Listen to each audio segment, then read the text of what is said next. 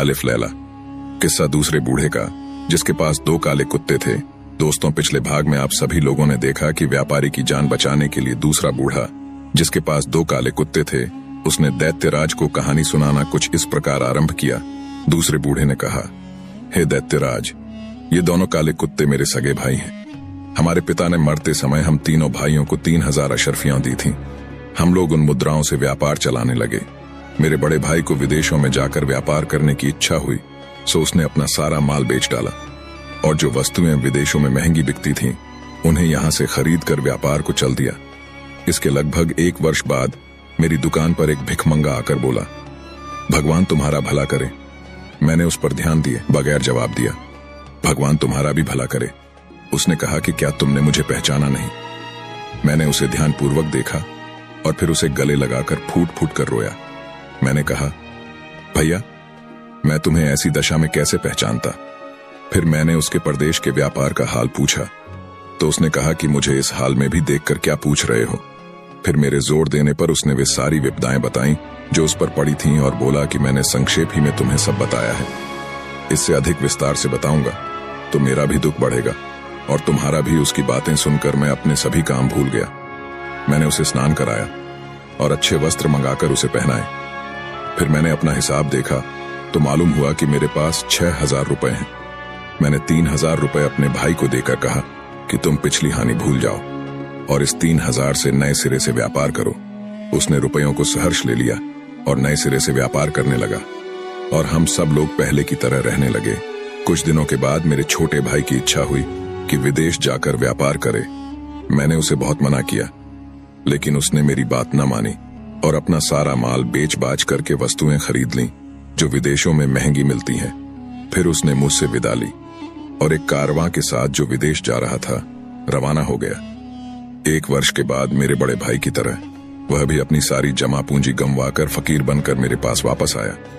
मैंने बड़े भाई की तरह छोटे भाई की भी सहायता की और उस वर्ष जो 3000 रुपए मुझे व्यापार में लाभ के रूप में मिले थे उसे दिए। वह भी नगर में एक दुकान लेकर पहले की तरह व्यापार करने लगा और सब कुछ पहले की तरह ठीक ठाक चलने लगा। कुछ समय बीता था कि मेरे दोनों भाइयों ने मुझसे कहा, हम सभी लोग विदेश जाकर व्यापार करें। पहले मैंने इनकार किया और कहा कि तुम लोगों ही को विदेशी व्यापार से क्या लाभ हुआ है जो मुझे भी इस बार चलने को कह रहे हो। तब दोनों मेरे साथ बहस करने लगे और कहने लगे कि कौन जाने, इस बार तुम्हारे भाग्य और तुम्हारी व्यापार बुद्धि ही से हम दोनों की तकदीर जाग जाए और हमारे सारे सपने पूरे हो जाएं। मैंने फिर इनकार कर दिया, लेकिन दोनों भाई मेरे पीछे पड़े रहे। यहाँ तक कि इसी बहस में 5 वर्ष बीत गए और इस अवधि में उन्होंने मेरी जान खा डाली। तंग आकर मैंने उनकी बात मान ली। मैंने व्यापार के लिए आवश्यक वस्तुएं मोल ले ली। उसी समय मुझे झांत हुआ कि मेरे भाइयों ने मेरा दिया हुआ धन खर्च कर डाला है और उनके पास कुछ नहीं बचा। मैंने इस पर भी उनसे कुछ नहीं कहा। उस समय मेरे पास 12,000 रुपए थे। उसमें से आधा धन मैंने दोनों को दे दिया और कहा कि भाइयों, बुद्धिमानी और दूरदर्शिता इसी में है कि हम अपना आधा धन व्यापार में लगाएं और आधा अपने घर में छोड़ जाएं। अगर तुम दोनों की तरह इस बार भी हम सबको व्यापार में घाटा हो तो उस समय घर में रखा हुआ धन काम आएगा और हम लोग उसे व्यापार में लगाकर अपना काम चलाएंगे। चुनांचे मैंने उन्हें 3,000 रुपए दिए और इतनी ही राशि अपने लिए रखी और बाकी 3,000 रुपए अपने घर में एक गहरा गड्ढा खोदकर उसमें दबा दिया। फिर हमने व्यापार की वस्तुएं खरीदी और जहाज पर सवार होकर एक अन्य देश को निकल गए। 1 महीने बाद हम कुशलतापूर्वक एक नगर में पहुंचे और व्यापार आरंभ किया। हमें व्यापार में बहुत लाभ हुआ। फिर हमने उस देश की बहुत सी अच्छी वस्तुएं अपने देश में बेचने के मंतव्य से मोल लीं। जब हम उस स्थान पर लेन देन कर चुके और जहाज पर वापस आने के लिए तैयार हुए तो एक अत्यंत सुंदर स्त्री फटे पुराने कपड़े पहने हुए मेरे सामने आई। उसने जमीन पर गिरकर मुझे सलाम किया, मेरा हाथ चूमा और मुझसे निवेदन किया कि मेरे साथ विवाह कर लो। मैंने इस बात को उचित न समझा और इनकार कर दिया, लेकिन वह गिड़गिड़ाती और मिन्नतें करती रही। अंत में मुझे उसकी निर्धनता पर दया आ गई और मैंने उसकी प्रार्थना स्वीकार करके उसके साथ विधिवत विवाह कर लिया और उसे अपने साथ जहाज पर चढ़ा लिया। मैंने रास्ते में देखा कि वह केवल सुंदरी ही नहीं, अत्यंत बुद्धिमती भी है। इस कारण मैं उससे बहुत प्रेम करने लगा, किंतु मेरे इस सौभाग्य को देखकर मेरे दोनों भाई जल मरे और मेरी जान के दुश्मन हो गए। उनका विद्वेष यहाँ तक बढ़ा कि एक रात जब हम दोनों सो रहे थे, उन्होंने हमें समुद्र में फेंक दिया। मेरी पत्नी में जैसे कोई अलौकिक शक्ति थी। ज्यों ही हम दोनों समुद्र में गिरे, वह मुझे एक द्वीप पर ले गई। जब सुबह हुई तो उसने मुझे बताया कि मेरे कारण ही तुम्हारी जान बची है। मैं वास्तव में परी हूँ। जब तुम जहाज पर चढ़ने के लिए तैयार हो रहे थे तो मैं तुम्हारे यौवन और सौंदर्य को देखकर तुम पर मोहित हो गई थी और तुम्हारे साथ प्रणय सूत्र में बंधना चाहती थी। मैं तुम्हारी सहृदयता की परीक्षा भी लेना चाहती थी। इसीलिए मैं फटे पुराने कपड़े पहनकर भिखारिणियों की भांति तुम्हारे सामने आई। मुझे इस बात की बड़ी प्रसन्नता हुई कि तुमने मेरी इच्छा पूरी की। तुमने मेरे साथ जो उपकार किया है उससे मैं उत्तीर्ण होना चाहती हूँ, किंतु मैं तुम्हारे भाइयों पर अत्यंत कुपित हूँ और उन्हें जीता न छोड़ूंगी।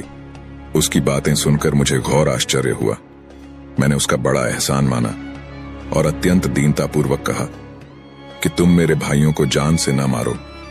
यद्यपि उन्होंने मुझे बड़ा कष्ट पहुंचाया है, तथापि मैं यह नहीं चाहता कि उन्हें ऐसा कठोर दंड दिया जाए। मैं जितना ही अपने भाइयों की सिफारिश करता था, उतना ही परी का क्रोध उन पर बढ़ता जाता था। वह कहने लगी कि मैं यहां से उड़कर जाऊंगी और उन दुष्टों समेत उनके जहाज को डुबो दूंगी। मैंने फिर उसकी खुशामद की और उसे परमेश्वर की सौगंध देकर कहा कि तुम उन्हें इतना कड़ा दंड न देना। सज्जनों का काम यही है कि वे बुराई के बदले भलाई करें। तुम अपने क्रोध को ठंडा करो और यदि तुम उन्हें दंड ही देना चाहो तो मृत्यु दंड के अतिरिक्त जो दंड चाहो दे दो। मैं उसे इस तरह समझा बुझा और मना रहा था कि उसने एक क्षण में मुझे उड़ाकर मेरे मकान की छत पर पहुंचा दिया और स्वयं अंतर्ध्यान हो गई। मैं छत से उतरकर घर के अंदर आया। फिर मैंने घड़े से अपने दबाए हुए 3000 रुपए निकाले और दुकान में जाकर फिर कारोबार करने लगा। जब मैं दुकान से घर को वापस आया तो मुझे यह देखकर आश्चर्य हुआ कि मकान के अंदर 2 काले कुत्ते मौजूद हैं। मुझे देखकर वे दुम हिलाते हुए मेरे पास आए और मेरे पांवों पर सर रखकर लौटने लगे। उसी समय वह परी मेरे घर में आई और मुझसे बोली कि इन कुत्तों को देखकर घबराना नहीं, ये तुम्हारे दोनों भाई हैं। यह सुनकर मेरा तो खून ही सूख गया। मैंने दुखी होकर परी से पूछा कि ये कुत्ते कैसे बन गए। उसने कहा, मेरी एक बहन है जिसने मेरे कहने पर तुम्हारे जहाज को माल असबाब समेत डुबो दिया और तुम्हारे भाइयों को 10 वर्ष के लिए कुत्ता बना दिया। यह कहकर परी अंतर्ध्यान हो गई। जब 10 वर्ष व्यतीत हो गए तो मैं अपने भाइयों को साथ लेकर इधर आ निकला और इस व्यापारी तथा इस हिरणी वाले वृद्ध को देखकर यहाँ रुक गया। यही मेरी कहानी है। हे दैत्यराज, आपको यह कहानी अद्भुत लगी या नहीं? दैत्य ने कहा, वास्तव में तेरी आपबीती बड़ी अद्भुत है। मैंने व्यापारी के अपराध का 2 तिहाई भाग भी माफ कर दिया। इस पर तीसरे बूढ़े ने इन दोनों की तरह दैत्य से कहा कि अब मैं भी अपना वृत्तांत आपसे कह रहा हूं। यदि आप इसे भी अद्भुत पाएं तो कृपया व्यापारी के अपराध का बाकी तिहाई भाग भी क्षमा कर दें। दैत्य ने यह बात स्वीकार की। किस्सा तीसरे बूढ़े का, जिसके साथ एक खच्चर था। तीसरे बूढ़े ने कहना शुरू किया, हे दैत्य सम्राट, ये खच्चर मेरी पत्नी है। मैं व्यापारी था और एक बार मैं व्यापार के लिए परदेश गया। जब मैं 1 वर्ष बाद घर लौट कर आया तो मैंने देखा कि मेरी पत्नी एक हबशी गुलाम के पास बैठी हास विलास और प्रेमालाप कर रही है। यह देखकर मुझे अत्यंत आश्चर्य और क्रोध हुआ और मैंने चाहा कि उन दोनों को दंड दूं। तभी मेरी पत्नी एक पात्र में जल ले आई और उस पर एक मंत्र फूंक कर उसने मुझ पर अभिमंत्रित जल छिड़क दिया, जिससे मैं कुत्ता बन गया। पत्नी ने मुझे घर से भगा दिया और फिर अपने हास विलास में लग गई। मैं इधर उधर घूमता रहा, फिर भूख से व्याकुल होकर एक कसाई की दुकान पर पहुंचा और उसकी फेंकी हुई हड्डियां उठाकर खाने लगा। कुछ दिन तक मैं ऐसा ही करता रहा। फिर एक दिन कसाई के साथ उसके घर जा पहुंचा। कसाई की पुत्री मुझे देखकर अंदर चली गई और बहुत देर तक बाहर नहीं निकली। कसाई ने कहा, तू अंदर क्या कर रही है? बाहर क्यों नहीं आती? लड़की बोली, मैं अपरिचित पुरुष के सामने कैसे जाऊं? कसाई ने इधर उधर देखकर कहा कि यहां तो कोई अपरिचित पुरुष नहीं दिखाई देता, तू किस पुरुष की बात कर रही है? लड़की ने कहा, यह कुत्ता जो आपके साथ घर में आया है, आपको इसकी कहानी मालूम नहीं है। यह आदमी है, इसकी पत्नी जादू करने में पारंगत है और उसी ने मंत्र शक्ति से इसे कुत्ता बना दिया है। अगर आपको इस बात पर विश्वास न हो तो मैं तुरंत ही इसे मनुष्य बनाकर दिखा सकती हूँ। कसाई बोला, भगवान के लिए तू इसे मनुष्य बना दे ताकि यह लोक परलोक दोनों का धर्म संचित करे। यह सुनकर वह लड़की एक पात्र में जल लेकर अंदर से आई और जल को अभिमंत्रित करके मुझ पर छिड़का और बोली, तू इस देह को छोड़ दे और अपने पूर्व रूप में आ जा। उसके इतना कहते ही मैं दोबारा मनुष्य के रूप में आ गया। और लड़की फिर पर्दे के अंदर चली गई। मैंने उसके उपकार से खुश होकर कहा, हे भाग्यवती, तूने मेरे साथ जो उपकार किया है उससे तुझे लोक परलोक का सतत सुख प्राप्त हो। अब मैं चाहता हूं कि मेरी पत्नी को भी कुछ ऐसा ही दंड मिले। यह सुनकर लड़की ने अपने पिता को अंदर बुलाया और उसके हाथ थोड़ा अभिमंत्रित जल बाहर भिजवाकर बोली, तू इस जल को अपनी पत्नी पर छिड़क देना, फिर तू उसे जो भी देह देना चाहे उस पशु का नाम लेकर स्त्री से कहना कि तू यह हो जा, वह उसी पशु की देह धारण कर लेगी। मैं उस जल को अपने घर ले गया। उस समय मेरी पत्नी सो रही थी।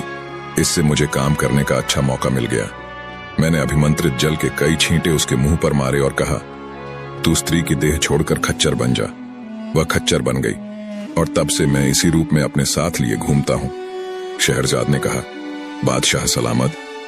जब तीसरा वृद्ध अपनी कहानी कह चुका तो दैत्य को बड़ा आश्चर्य हुआ। उसने खच्चर से पूछा कि क्या यह बात सच है जो यह बूढ़ा कहता है। खच्चर ने सिर हिलाकर संकेत दिया कि बात सच्ची है। तत्पश्चात दैत्य ने व्यापारी के अपराध का बचा हुआ तिहाई भाग भी क्षमा कर दिया और उसे बंधन मुक्त कर दिया। उसने व्यापारी से कहा, तुम्हारी जान आज इन्हीं 3 वृद्ध जनों के कारण बची है। यदि ये लोग तुम्हारी सहायता न करते तो तुम आज मारे ही गए थे। अब तुम इन तीनों के प्रति कृतज्ञता प्रकट करो। यह कहने के बाद दैत्य अंतर्ध्यान हो गया। व्यापारी उन तीनों के चरणों में गिर पड़ा। वे लोग उसे आशीर्वाद देकर अपनी अपनी राह चले गए और व्यापारी भी घर लौट गया और हंसी खुशी अपने प्रियजनों के साथ रहकर उसने पूरी आयु भोगी। शहरजाद ने इतना कहने के बाद कहा, मैंने जो यह कहानी कही है इससे भी अच्छी एक कहानी जानती हूं जो एक मछुआरे की है। बादशाह ने इस पर कुछ नहीं कहा, लेकिन दुनियाजाद बोली, बहन अभी तो कुछ रात बाकी है, तुम मछुआरे की कहानी भी शुरू कर दो। मुझे आशा है कि बादशाह सलामत उस कहानी को सुनकर भी प्रसन्न होंगे। शहरयार ने वह कहानी सुनने की स्वीकृति भी दे दी।